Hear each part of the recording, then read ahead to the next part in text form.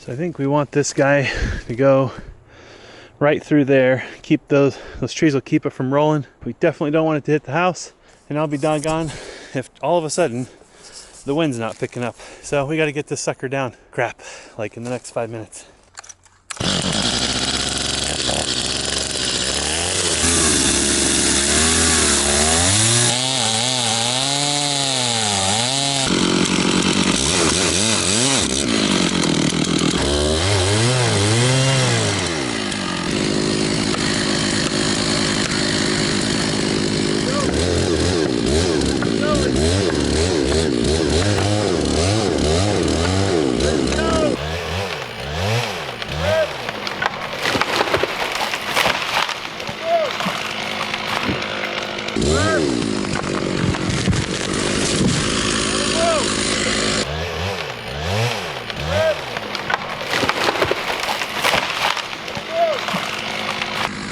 Nice work. All right. No injuries. Everybody's in one piece. Hopefully there's some beautiful wood in there. I cut that a little high because I didn't want to get down there in them dang rocks. Oh, better to be high. I don't know why they got to grow these trees on hillsides. So what are we going to do? Buck it into two? Let's give ourselves at least two 12-footers. Beautiful wood. Looks good, huh? Make your drawer fronts out of that, man. Right? Beautiful tree.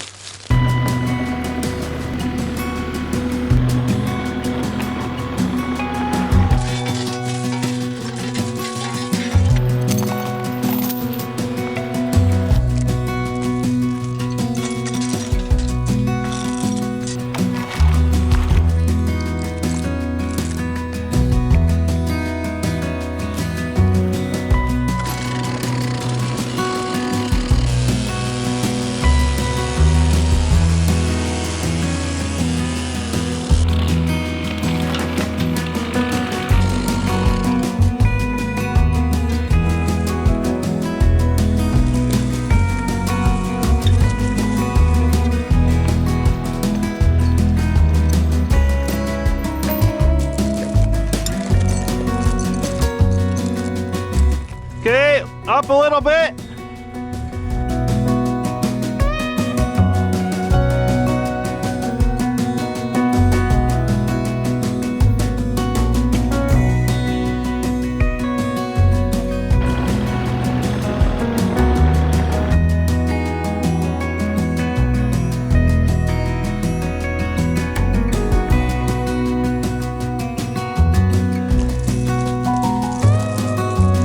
Clear.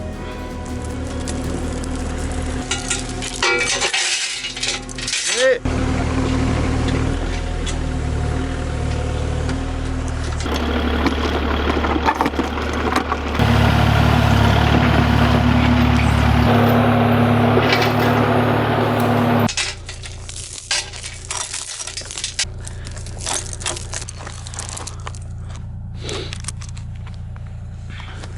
Okay. Probably just try to get it down below those stumps, huh? Beautiful. Beautiful.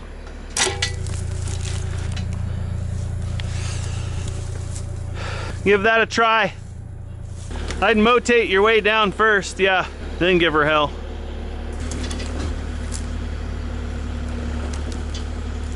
Pull your boom in. There you go.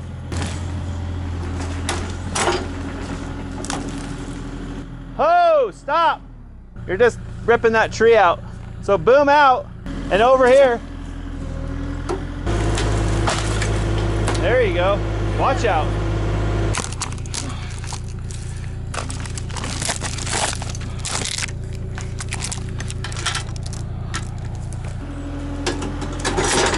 There you go.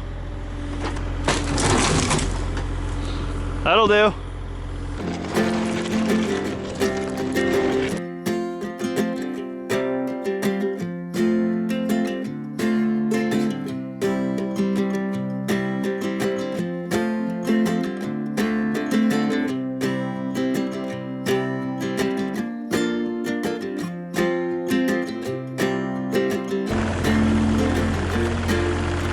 Nice work. Yeah. House is in one piece. That's always a good day. Well, I have good news, guys. We had to cut that tree down by the house because of the storm warning. Normally, I wouldn't really worry too much about that tree because it was on the northeast corner of the house and our prevailing weather is from the southwest.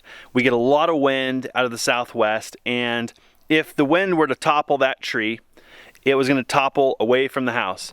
And I wanted to leave the tree standing for as long as made sense to let it dry standing, so that when we got around to milling it, we didn't end up with a piece of wood that twists a whole bunch and then it has to be re-milled.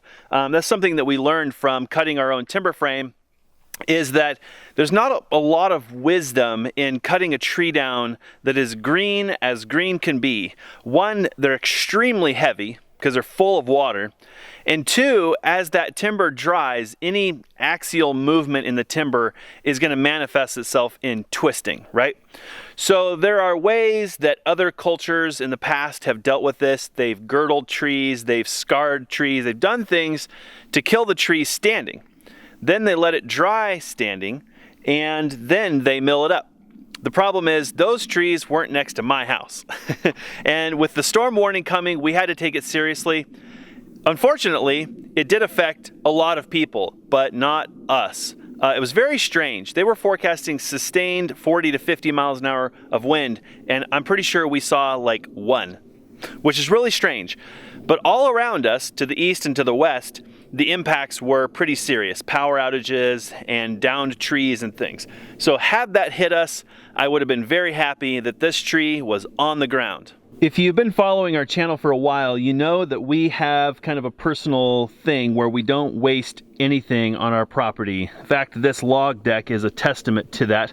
This log up on the top is actually the other half, the second half of a tree that was bifurcated on the top, and this blew down in the 70-mile-an-hour windstorm that we had recently. If you haven't seen that video, give it a watch. It was really scary, and it was the very first time that our house, which we've been building for a couple of years, got truly tested. In fact, if I zoom in, I can show you the top of that tree. It's right there. That one had two tops on it. One blew off 4 years ago in a 100-mile-an-hour storm that cabin survived. And then recently we had a sustained 70-mile-an-hour wind, and it took the other half of that tree with it. So that guy ended up in the log deck. We were going to use that for something practical, but unfortunately it's got so much bow and crook in it that there's not really a lot of useful wood. But that will become firewood, so it's not going to go to waste. When we built our hot tub deck a few years ago, a lot of the wood came from this property in one form or another. The lumber that we used to build it came from trees that we had fell. And the posts, on the other hand, came from the top of that tree and another tree that blew down in the 100-mile-an-hour storm 4 years ago. So we're really good about turning stuff that's otherwise just waste material and a lot of people would pay to get rid of, we're turning it into things that are functional around the property. This tree had actually been dead for a little while. It looks like the beetles got it first, and then the woodpeckers came and they cleaned this tree off last winter. We had woodpeckers up and down this tree with a pile of bark several inches deep near the trunk. And then after that was all done, this fungus showed up. I mean, a telltale sign that the tree is dead. Another reason I wanted to leave this tree for a little while and not cut it down immediately and use it immediately is that something really beautiful happens to a lot of these pines if they're beetle kill. This bluing that you see in the wood here is a process of a bacteria or a fungus or something like that that's actually carried on the beetle. The beetle that killed this tree didn't make this blue. It's like some sort of a bacteria or fungus that ends up infecting the wood and it turns this blue color. So whenever you have a beetle kill pine tree, odds are highly likely that you'll end up with blue pine. And a lot of people pay a lot of money for this wood because it's really pretty, especially once you start cutting the lumber. These blues really show up, and then once you finish the wood, they kind of pop.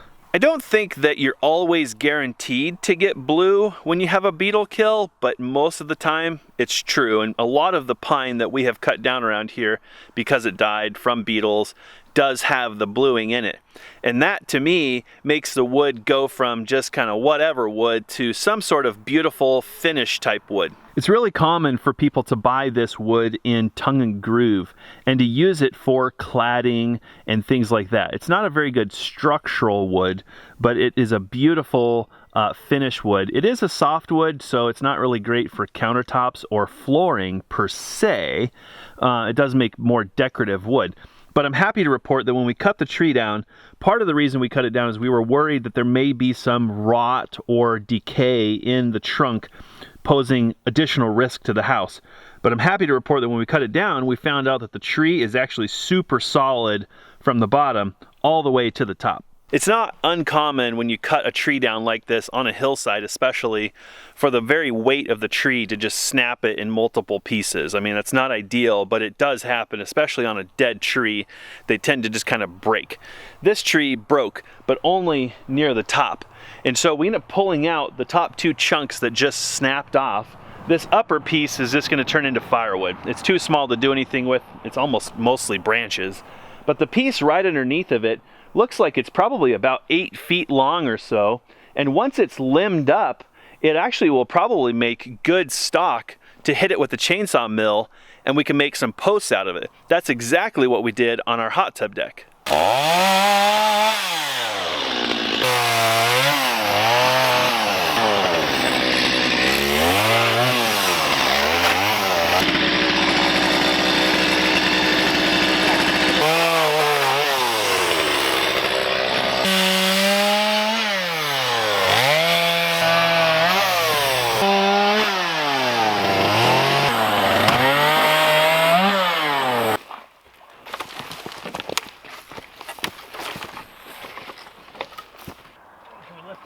Nice. Good. It's been a few years since I've used this small chainsaw mill. I wish, that's embarrassing to admit, but we ended up getting a bandsaw mill and a couple of bed sections there that we ended up using to mill our entire timber frame from 55 logs. And pretty quickly, we just didn't have a use for the mini mill. It's not that we didn't have a use for it, it just didn't make sense for that particular job. And for this type of thing, that's almost perfect. I mean, almost. I think for a lot of people who don't sawmill every single day, it just doesn't make sense to buy a $5,000 to $10,000 sawmill. I mean, as amazing as they are, it comes with a lot of problems. And that's a video I want to do another time. But for this type of project, it's great because two of us carried that little log over here onto a set of sawhorses. This little mini chainsaw mill, I think, is just shy of 150 bucks, and it comes with a set of rails that you mount to a piece of lumber. And as long as you've got the piece of lumber, you basically have everything you need to create a chainsaw mill.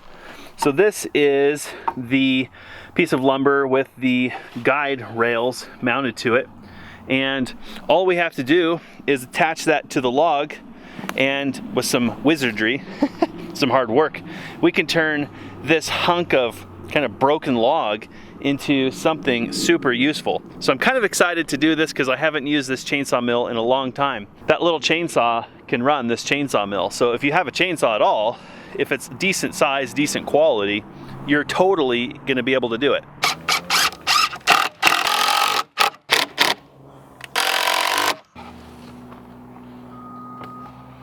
Okay, so yeah, let's nip off whatever you think needs to be taken off this end, you know, whatever's good wood, and then we'll just pull it to 9 feet and make a cut.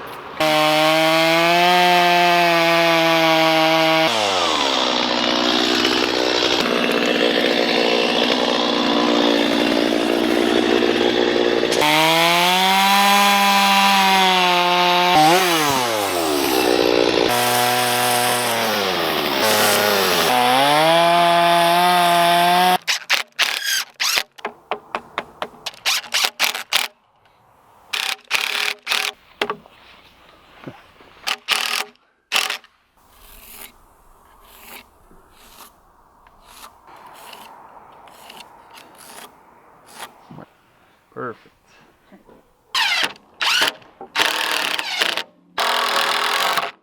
Not too shabby. Pretty dang close, actually.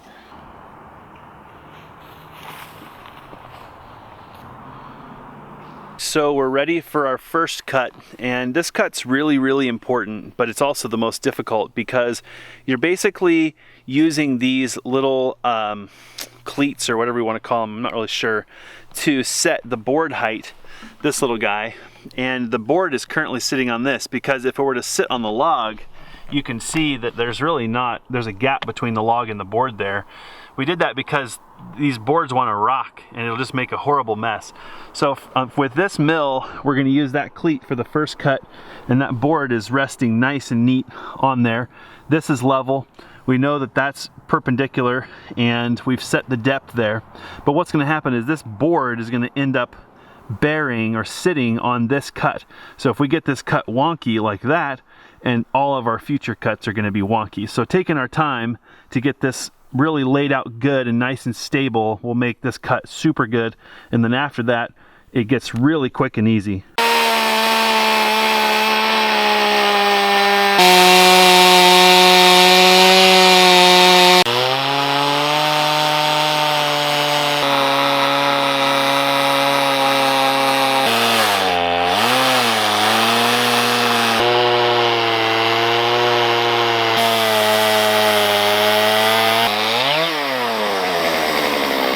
Holy cow. Whee! Look at that. That is gorgeous. Do you want to take that home?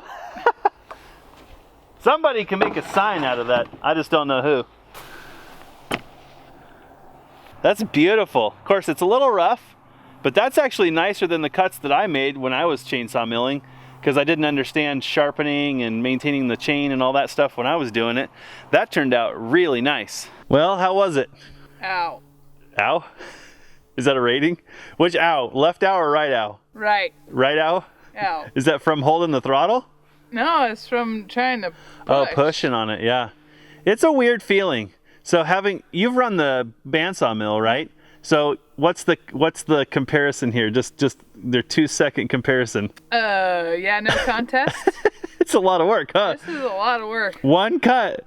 That was 8 feet or 9 feet, right? That took you all of 10 minutes. Yeah. That's a foot a minute. Where the bandsaw mill would have been through that in 30 seconds. Yeah, it's a lot of work, huh? I don't think I fully appreciated that till now. I mean, I did a lot of this stuff and I've run the bandsaw mill, and just watching you work just brought back memories. I'm like, oh yeah, the back aches and the sprains and strains. So don't be fooled, guys. This is a lot of fun, but it's a lot of work, and that's not even a big cut on a big log. It's a thin cut on a small log. All right, we ready? We're just gonna remove the guide, right? And then roll the log, and then you probably want me to take a turn, huh? Yes. Okay. We'll just set that off. We need to take those cleats off. Go. So, it's so funny cutting 3.5 inches out of this log. It looks wasteful on this side, but it's gonna be a squeeze. This is kind of sawmilling 101, is seeing the timber within the log. So 3.5 is there. So because we have a flat spot, if I make a cut here, it's going to be crazy deep. Whereas if I kind of average that, I'll get equally deep cuts on both sides instead of having this crazy wonky cut. So I think I'm going to make an imaginary cut over here. We're going to end up picking up more of the heart, but that's okay. So let's go with an imaginary cut like right there. So then 3.5 inches away, we're going to be cutting right here. So it's a little bit less out here in the deep part of the tree, something like this versus something like this. Okay, so that's pretty good there. So let's drive that screw. Okay, good, about right there.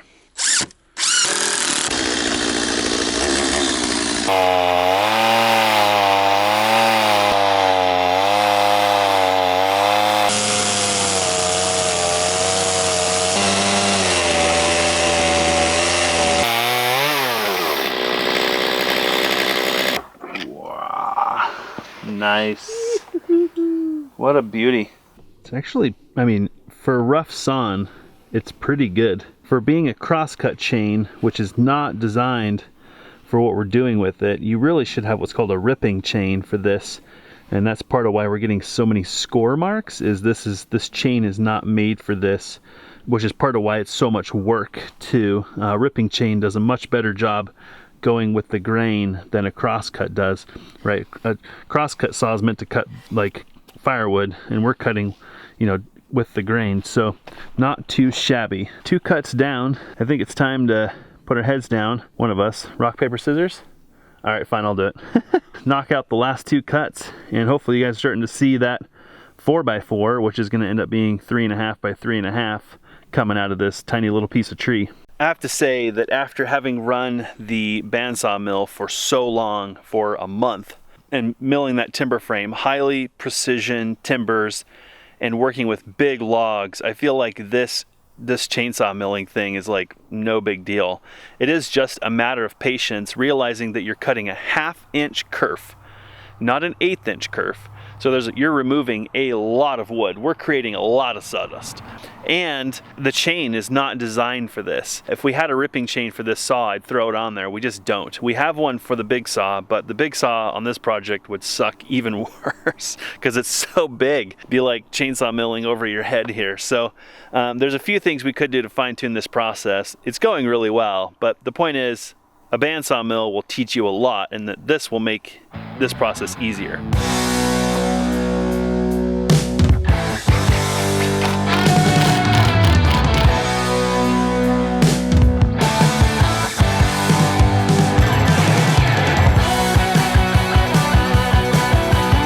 You want another turn on the chainsaw mill ride? All right, Tag, you're it.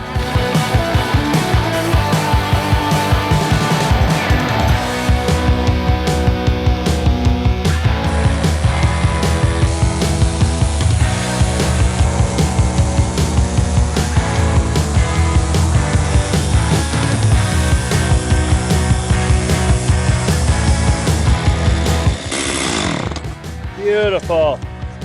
Nice one. Oh, yeah. Wow.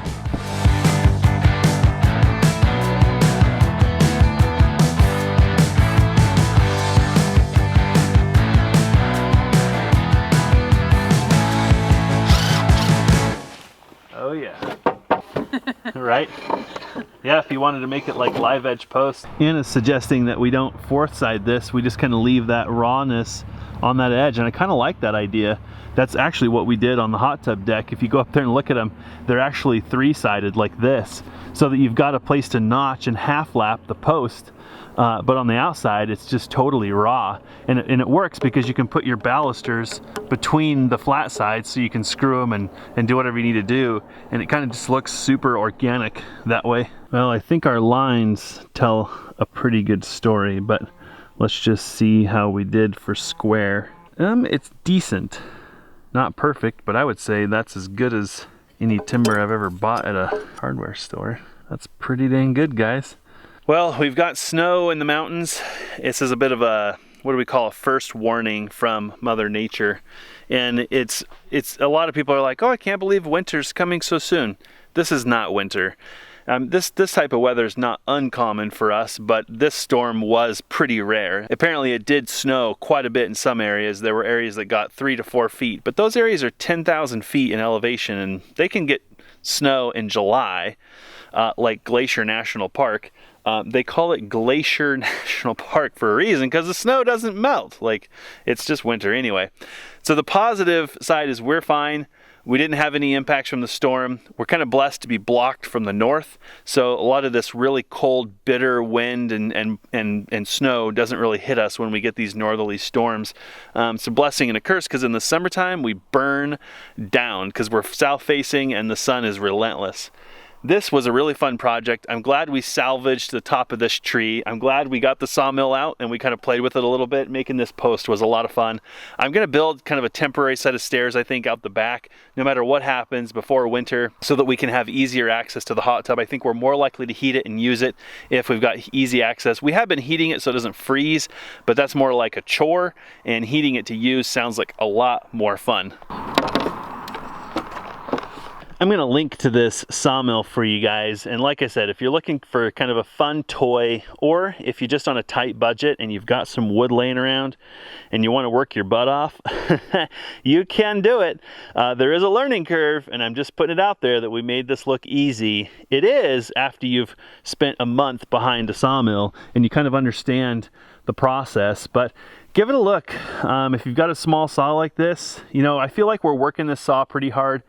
Like I said before, if you can find or have made a ripping chain which is filed at 10 degrees, that's important, this process would go a lot smoother. But the bad thing about that is you're not going to be able to sharpen that chain unless you've got a 10-degree file, because most files are set for 30 degrees. So it creates all kinds of problems, but hope you guys had fun with us. I think Anna and I really enjoyed the beauty of this wood, making some good blue sawdust, and I think once we get those installed, we're going to really enjoy looking at them until we tear them apart and put a permanent deck on the house. So the question is, where do we put this? Till then, we want it protected, right? Maybe we cut it to length or put it inside? Put it inside. That's the answer.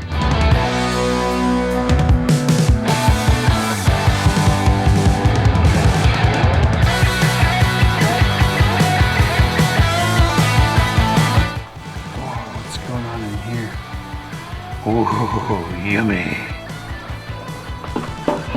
It's a tomato, corn, basil salad, but I added cucumbers because why not? Because we don't have a lot of corn. Nothing in there is from a grocery store. Wow. The cucumbers are from Anna's neighbor. Yeah. Tomatoes are from our garden, basil's from our garden. And the corn? The onions from a local farm, and the corn is from a local farm. Oh my goodness. But wait. In case you're not salivating. Farmer's Market sweet potatoes. Oof. And it's toasty in there. Farmer's Market potatoes.